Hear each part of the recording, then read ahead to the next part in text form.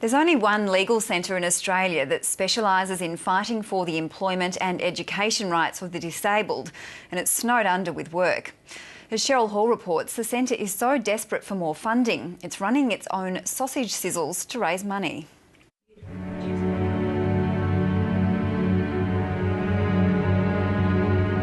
Six-year-old Keanu Winters has had a difficult start to school.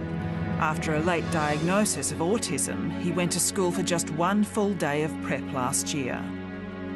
They lost him. When they did find him, he got apparently visibly upset, and the principal said that you need to know that we had to use full physical force to restrain your child. He came home head to toe covered in scratches and bruising. From there, I didn't maintain his enrolment, and from there it's been an ongoing battle with the department. It's phone calls after phone calls after phone calls. Hope Winters was forced to homeschool her son for much of last year. That's until she got help. We've been working with her to try and, get him back into the education system. So with Hope, we've supported her with housing, with her little boy. AED is a small community legal service and the only one in Australia to specialise in employment and education cases for people with disabilities. Last year it lost a high-profile case to change the way intellectually disabled people are paid. Michael Nogent earned just $2 an hour and Gordon Pryor about $4 at an Australian Disability Enterprise workshop. Like the 20,000 people employed at disability workshops around Australia, they had to undergo a special competency test.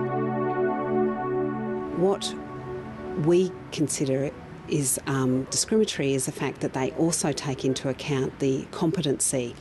And competency looks at things like they interview each employee and they ask them questions like, what do you do if there's water on the floor? Or what meetings does your boss go to? Now, if they don't know the answer or maybe are unable to speak, non-verbal, they get the wrong answer, they get 0 for that competency. AED lost that case but is now appealing that decision in the federal court. Their workload has increased rapidly in the last year. They've had to hire an extra lawyer paid for by a one-off public donation. When that ran out, the legal service went to the Federal Minister for Community Services, Jenny Macklin. We just haven't been successful. We've paid for the position. We made the decision to keep the position until the end of June to see how we went. So we've been paying for that position with fundraising monies that we've raised, and we just haven't been successful. We can't obviously maintain it. It may be unusual for a legal service to do its own fundraising, but that's what AED has had to do. The money has been used to pay not just for an extra lawyer, but also for services needed by clients like Keanu Winters. Parliamentary Secretary for Disabilities, Senator Jan Lucas, says the government will continue funding AED with $360,000 next financial year. She's also willing to meet with them to discuss their concerns. We've now got over 230 clients, and just in the first couple of weeks of May alone, we've 14 new clients. Come the 30th of June, that will be it. We will not be able to take any more clients.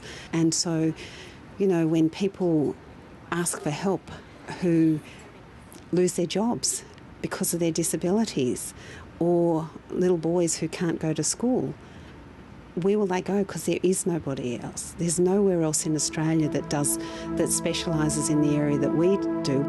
It's a situation which upsets Hope Winters. While her son now has a full-time aide at school, he's still excluded from many activities, and she wants to move him to a school which specialises in autism.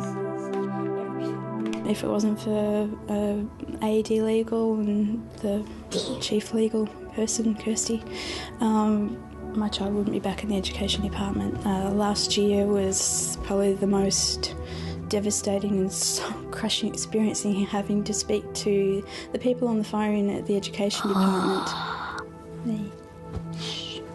He's entitled to an education, disability or otherwise. He's got a human rights to an education.